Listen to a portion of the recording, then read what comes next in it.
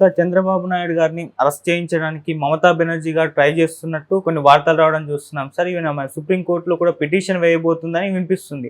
అసలు ఎందుకు మమతా బెనర్జీ గారు ఈ విధంగా చంద్రబాబు గారి పైన ట్రై చేస్తున్నారు? మరి నిజంగా ఆయన అరెస్ట్ అయ్యే అవకాశం ఏమన్నా ఉందా? ఏం జరుగుతుంది సార్ అసలు? మమతా బెనర్జీ చంద్రబాబుని జైలుకు పంపించడానికి ఒక స్కెచ్ చేసింది అనేది ఒక వార్త. చాలా నేషనల్ హిందీ యూట్యూబ్ ఛానళ్ళు కొన్ని దీన్ని కవర్ చేశాయి. ఇందులో ప్రధానంగా ఆర్గ్యుమెంట్ ఏంటంటే, ఈ ప్రభుత్వం కూలిపోతుందని మమతా బెనర్జీ చాలాసార్లు చెప్పింది కూడా. మోడీ ప్రభుత్వం కూలిపోతుంది. గతంలో ఒక రోజు ఉన్న ప్రభుత్వాలు ఉన్నాయి, 13 రోజులు ఉన్న ప్రభుత్వం ఉంది. రెండోది, ఈ ప్రభుత్వాన్ని మేము కోల్చాం, అది లోపల నుంచే విస్ఫోటనం, ఇంప్లోజన్ జరుగుతుంది, ఆ విస్ఫోటనం జరుగుతుంది అనేది కూడా ఆమె చెప్పింది. అంటే మమతా బెనర్జీ కావచ్చు, లేదా ఇండియా కూటమిలో ఉన్న అనేక మంది నాయకులు మోడీ ప్రభుత్వాన్ని ఎలా కూలగొట్టాలా అన్న ప్లాన్లు అయితే ఖచ్చితంగా ఉన్నారు. ఎందుకంటే పెద్ద మెజారిటీ మోడీకి లేదు, 292 ఉన్నాయి, 272 కావాలి అంటే ఎన్డీఏకి. సో 20 మంది మాత్రమే ఎక్స్ట్రా ఉన్నట్టుగా లెక్క. ఆ 20 మందిని లాగగలిగితే మోడీ ప్రభుత్వం కూలిపోతుంది. ఆ 20 మంది తమ వైపు వస్తే మోడీ ప్రభుత్వం కూలిపోతుంది. సో కాబట్టి ఖచ్చితంగా ఇండియా కూటమి ఈ ప్రణాళికలు వేస్తుంది.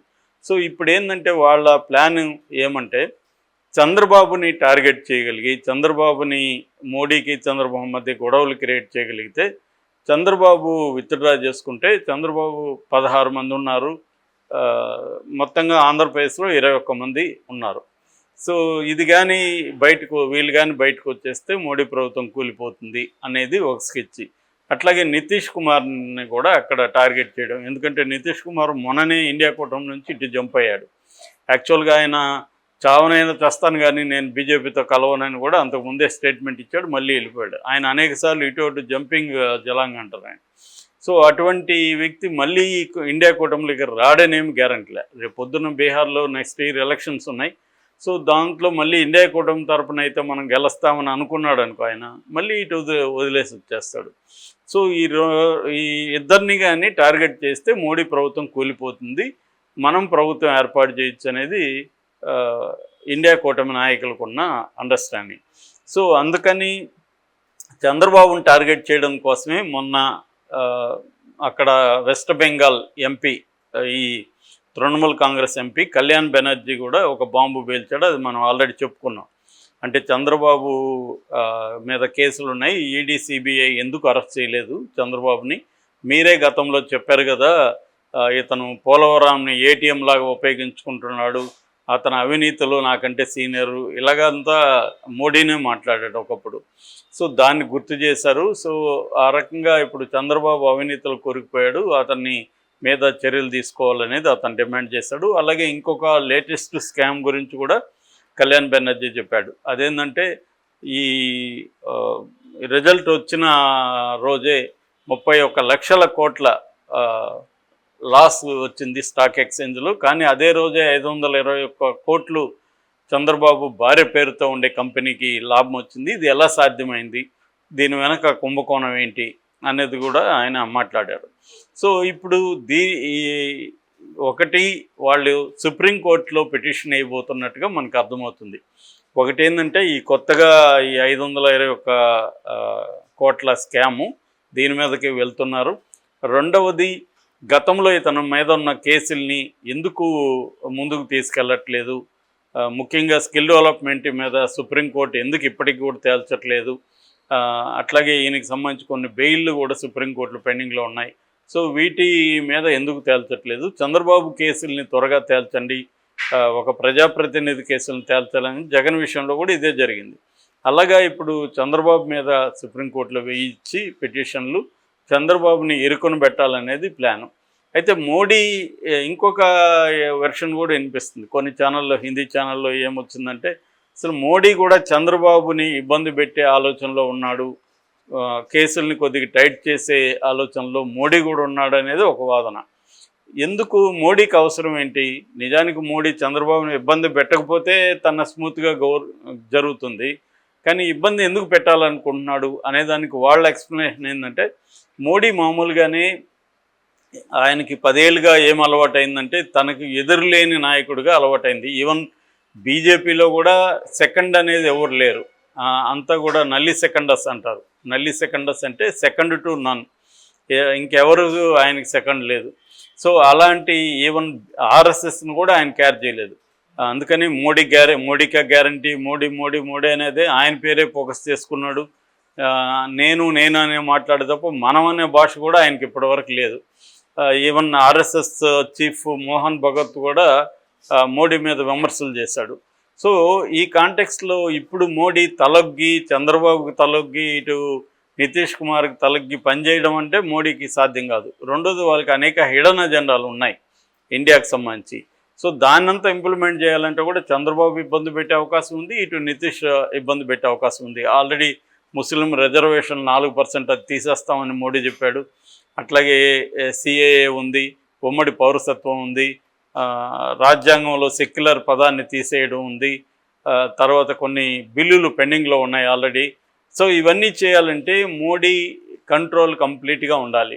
కంప్లీట్ కంట్రోల్గా ఉండాలంటే ఇటు చంద్రబాబు అటు నితీష్ ఎదిరించకూడదు అంటే వీళ్ళ మీద కేసులు అనే కత్తులు వేలాడుతుండాలి. ఇది మోడీకి ఉండే అండర్స్టాండింగ్. అందుకని గతంలో కూడా చూస్తే మనం చాలా చోట్ల ఇదే పని చేశాడు. ఫర్ ఎగ్జాంపుల్ జగనే ఉన్నాడు. జగన్ మీద ఉన్న కేసులు పెట్టింది కాంగ్రెసే కావచ్చు కోర్టు ద్వారా, కానీ మోడీ ఆ కేసుల్ని ముందుకి వెనక్కి నెట్టకుండా అలాగే జాగ్రత్త పడ్డాడు జగన్ని కంట్రోల్లో పెట్టుకోవడానికి. అలాగే ఇప్పుడు చంద్రబాబును కూడా కంట్రోల్లో పెట్టుకోవాలంటే చంద్రబాబు మీద కేసులు కూడా అది తను డైరెక్ట్గా చేయకుండా ఇండైరెక్ట్గా తృణమూల్ ద్వారానో లేకపోతే కోర్టుల ద్వారానో చేయించగలిగి ఇండియా కూటమి చేయిస్తుంది అన్న బిల్డప్తో మోడీ కూడా ఈ పని చేస్తున్నాడేమో అనేది కొన్ని హిందీ ఛానళ్ళు మాట్లాడుతున్నాయి.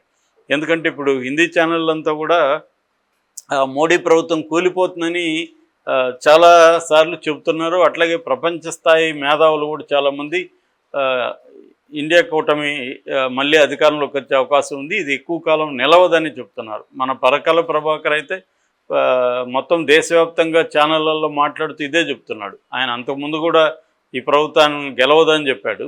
ఆ తర్వాత ఏమో ఒకవేళ గెలిచినా కూడా ఇండియాకు అబ్సల్యూట్ మెజార్టీ రాదు బీజేపీకి అని చెప్పాడు. ఆయన చెప్పింది నిజమైంది. సంకీర్ణ ప్రభుత్వం ఏర్పడే అవకాశం ఉందన్నాడు. ఇప్పుడు ఈ సంకీర్ణ ప్రభుత్వం కూలిపోతుందని ఆయన చెప్తున్నాడు, 5 ఏళ్ళు ఉండదని. సో అందుకని ఈ కాంటెక్స్ట్లో మోడీ ఏం ఆలోచిస్తున్నాడంటే, ఒకటి ఇండియా కూటమిలో ఉన్న వాళ్ళని కొంతమందిని బీజేపీలోకి తీసుకురావాలి. అందుకని ఆయన ఏం చేస్తున్నారంటే ఎవరెవరి మీద కేసులు ఉన్నాయి ఎంపీల మీద వాళ్ళని ఎలా ప్రెజర్ చేయాలనేది ఒక టాక్టిక్స్ ఫాలో అవుతున్నారు. ఆల్రెడీ ఉత్తరప్రదేశ్లో ఒక 6 మంది ఎంపీల మీద కేసులు గట్టిగా ఉంటే వాళ్ళని ప్రెజర్ చేయడం ఆల్రెడీ మొదలుపెట్టారు. That is one strategy. Second strategy తన మిత్రుల నుంచి కూడా కొంతమందిని లాక్కోవడం. అది తెలుగుదేశం కావచ్చు, నితీష్ కావచ్చు, ఎవరైనా కూడా తన మిత్రుల నుంచి కూడా కొంతమందిని తన వైపు లాక్కోవడం. ఇది సెకండ్. అంటే బీజేపీని అబ్సల్యూట్గా 272 ఉంటే తనకి కంప్లీట్గా కంట్రోల్ ఉంటుంది. అప్పుడు చంద్రబాబు ప్రెజర్కో నితీష్ ప్రెజర్కో తలగ్గాల్సిన అవసరం లేదు. ఇది మోడీకి ఉన్న ఆలోచన. ఎలాగూ నాన్ ఇండియా కూటమి, ఎన్డీఏ కూటమి పార్టీలు జగన్ లాంటి వాళ్ళు కొంతమంది ఉన్నారు. వాళ్ళు ఎలాగో తమ దీనికి వస్తారు. సో ఇది మోడీకి ఉన్న అండర్స్టాండింగ్. సో అందులో ఫస్ట్ స్టెప్ ఏంటంటే నితీష్ని చంద్రబాబుని తన కంట్రోల్లో పెట్టుకోవడం. గట్టిగా డిమాండ్స్ చేయకూడదు రాష్ట్రానికి సంబంధించి. అలాగే తాను ప్రవేశపెట్టబోయే బిల్లులు కావచ్చు మిగతా వాటికి ఎదురు చెప్పకూడదు. సో అందుకని చంద్రబాబు మీద కేసులు పెట్టి చంద్రబాబుని ఇబ్బందులకు గురి చేస్తే తను కంట్రోల్లో ఉంటాడని. మామూలుగా మనకి భార్యాభర్తలకు సంబంధించి మా ఫ్రెండ్ ఒకటి చెప్పేవాడు. సో మన భార్య మనకి సమస్యగా మారితే ఏం చేయాలంటే మనం ఆమెకు సమస్యలను క్రియేట్ చేయాలని. సో అప్పుడు ఆమె సమస్యలు ఆమె బిజీగా ఉంటుంది, మనకు సమస్య కాదు. సో చాలామంది హౌస్ వైఫ్స్ ఖాళీగా ఉండి మనల్ని బుర్రదింటుంటారు. వాళ్ళకి ఉద్యోగం లేక వాళ్ళని పంపించేస్తే వాళ్ళకు ఓన్ సమస్యల్లో వాళ్ళు బిజీ అయిపోతారు, మన మీదకి రారని. సో ఇదే పద్ధతి మోడీ కూడా అనుసరిస్తున్నాడు.